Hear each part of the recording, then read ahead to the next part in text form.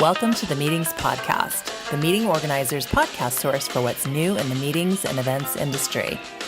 Meetings Podcast is a conversation with a variety of voices that looks at events, meetings, and media. Meetings Podcast is sponsored by IMEX America, America's worldwide exhibition for incentive travel, meetings, and events.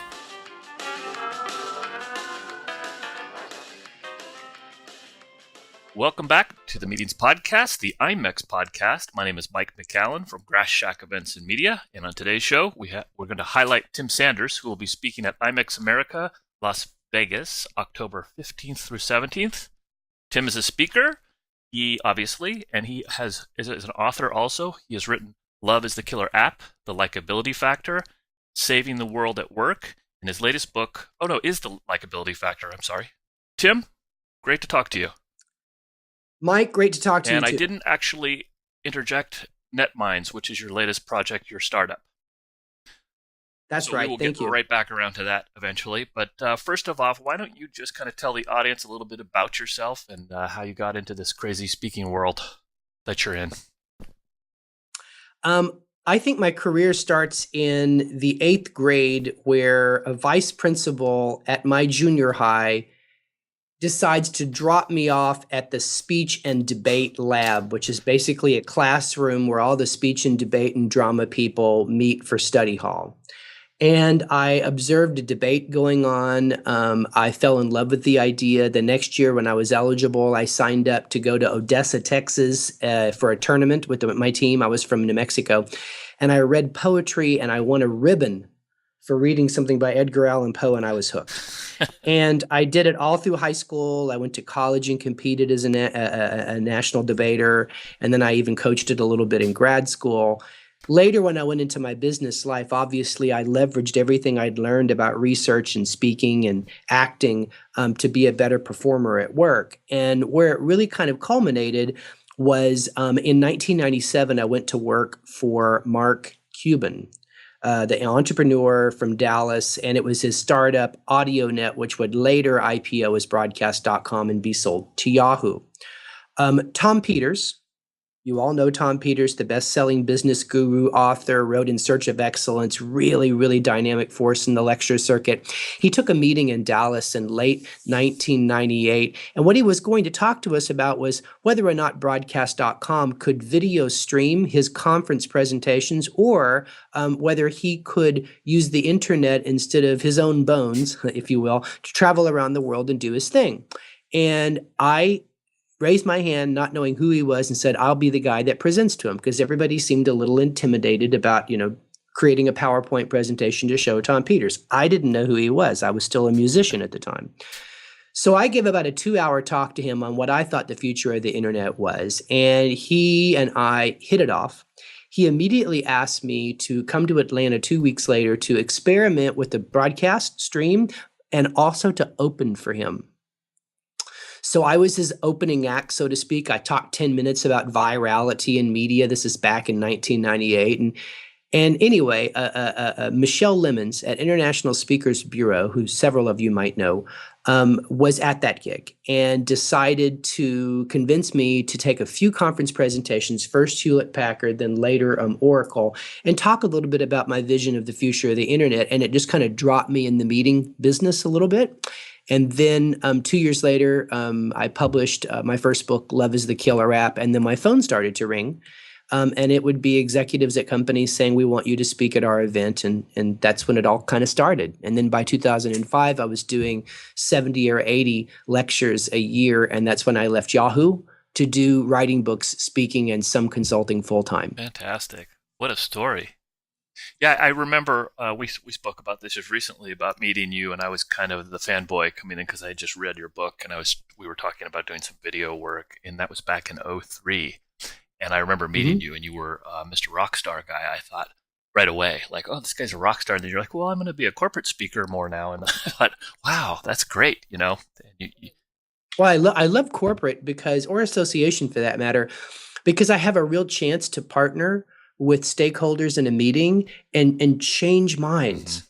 That's what I find myself, and I have been since 2003. I get hired to come in as an outsider to validate the agenda of an insider. And you know my work. Love is the Killer app is about finding success by making other people more successful. I'm telling you, Mike, if the inside person, guy or gal, if their agenda is to change minds towards that, be a good mentor, be generous to the customer, etc. I'm all for that. And I'm all for that being what I do for a living. Yeah. So what made you write that first book, this book? So we mentioned before Michelle Lemon's International Speakers Bureau. So she not only brings me in to do some talks, she calls her friend, prominent literary agent Jan Miller in Dallas, and says, "I want you to see this guy." I'm just quoting. And Jan Miller discovered Tony Robbins, Stephen Covey Sr., Phil McGraw, and a variety of other people in a similar situation, seeing them and saying, "I think I can do something with you around a book." So she came in 1999 to see me do a talk for about 30 real estate agents in Dallas, and she and I hit it off big. And so basically her formula for a book is this. A great book is about, in my space, a great book is a success story with transparency. In other words, tell us what you did or help us understand how you did it, whatever this great thing is, and then tell us how we can do it too. And so just a year later, after broadcast.com was sold to Yahoo, I transferred to Yahoo and I started to rapidly move up the ladder. You know, I got hired at Broadcast to be a sales executive. I quickly became a VP of promotions. I started to run the Yahoo Stanford think tank, and then I got promoted to chief solutions officer by 2001. And it was such a rapid rise inside an organization that helped satisfy my agents' "what did you accomplish" test.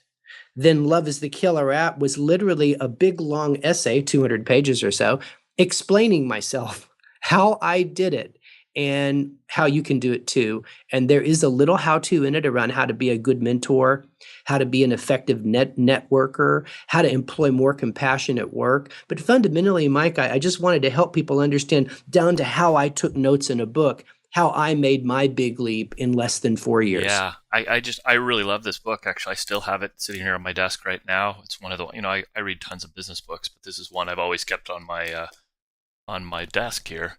And it says, Thank you. It says you signed it. You said to Mike, "Let love rule," Tim Sanders, and I think that's great with my sticker from Yahoo, my little visitor sticker in there. It's kind of fun.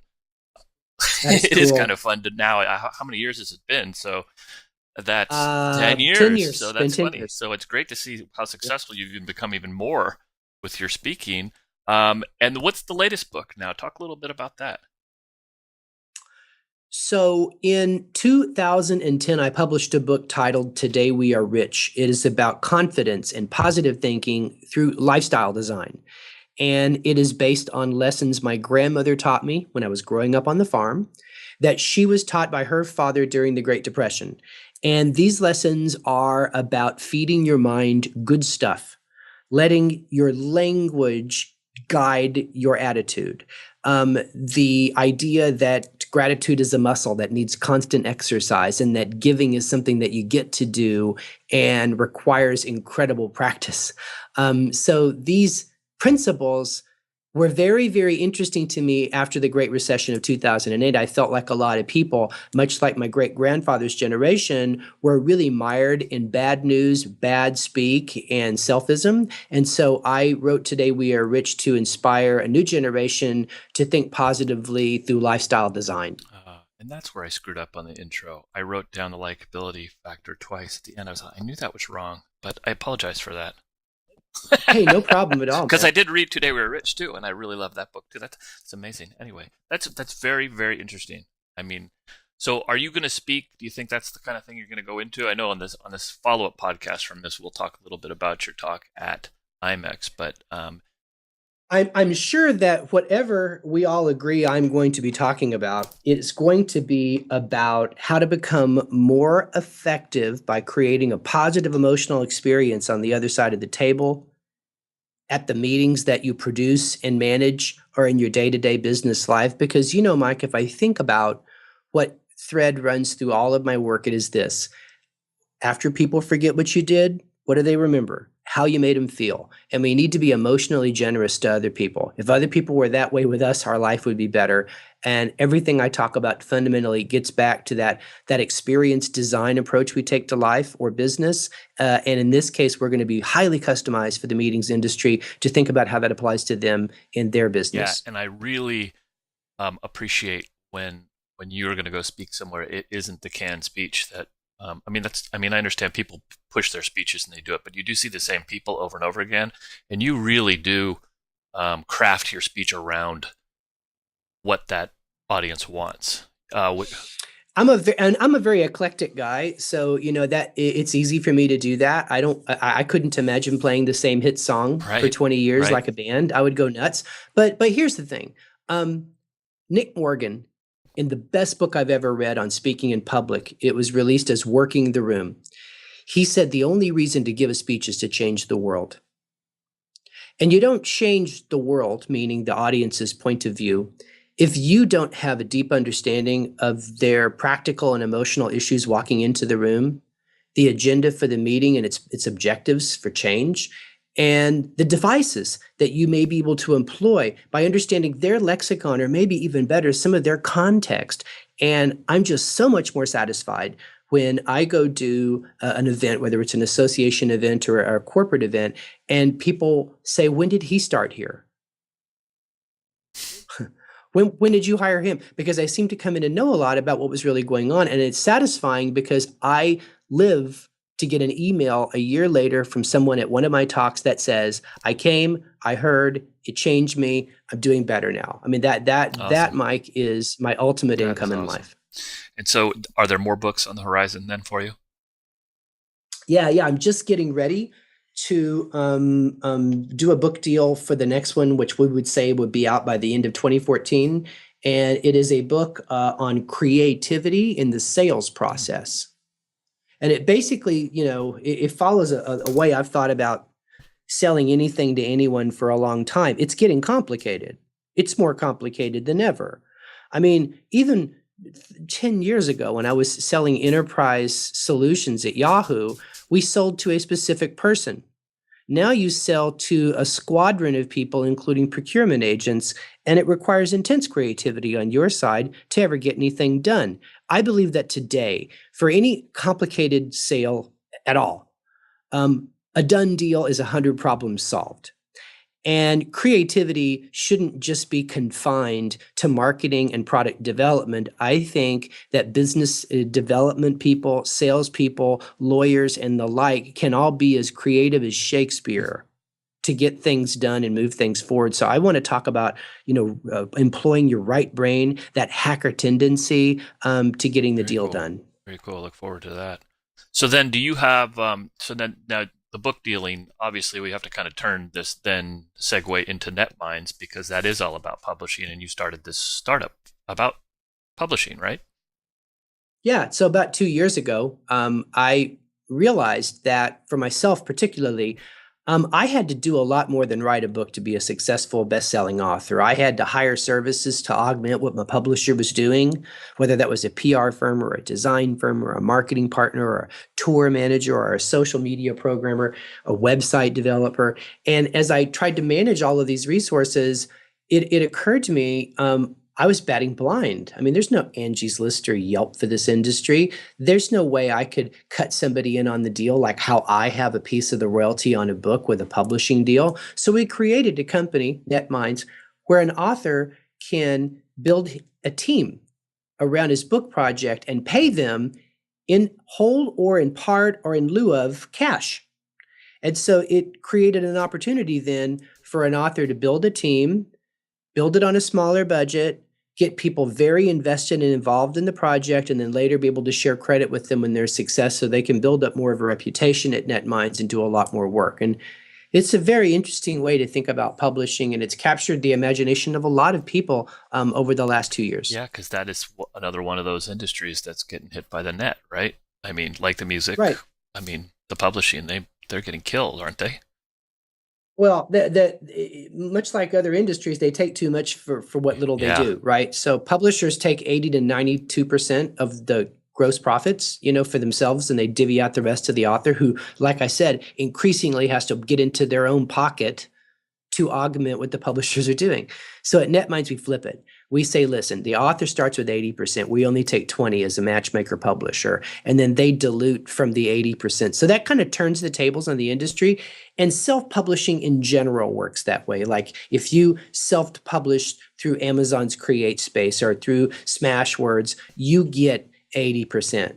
And so self-publishing has already really disrupted the way publishing works. It's just that NetMinds offers kind of a middle ground where you can have high quality by picking your own team, making them a part of it, and then reviewing them afterwards. Cool. And so then the distribution of it to...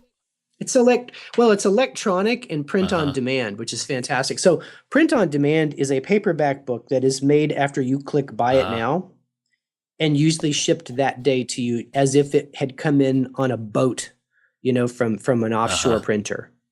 Except the difference is you don't have to make 10,000 at a time and pay, storage at a warehouse while you try to sell them. You make them onesie. And that's kind of a revolution because it makes printing digital, even though it's got a print product. So we exclusively distribute online where all major outlines where books are sold, and it's either in an ebook format, Kindle format, or print on demand paper. What a great idea! So where is that going? We just released a couple of books last week. One by Bill Jensen called Disrupt, and about disruptive technology, and then another by Brian Cuban, Mark's little brother, called Shattered Image, and it's a book about body image issues and eating disorders. Cool. Well, Tim, thank you very much for your time. Absolutely. It's been my pleasure. I'm looking forward to seeing you at IMEX and hanging out again. And we're going to talk again about your what you're going to be doing there so people can get more excited about seeing you. And again, thank you for your time. Absolutely. Thank you. And I will talk to you soon. Bye-bye. We appreciate and thank you for listening to the Meetings Podcast. Please email with any questions or comments to meetingspodcast@gmail.com. Meetings Podcast is sponsored by IMEX America, America's worldwide exhibition for incentive travel, meetings, and events. The Meetings Podcast theme music is brought to you by the Delgado Brothers, which can be found at delgadobrothers.com.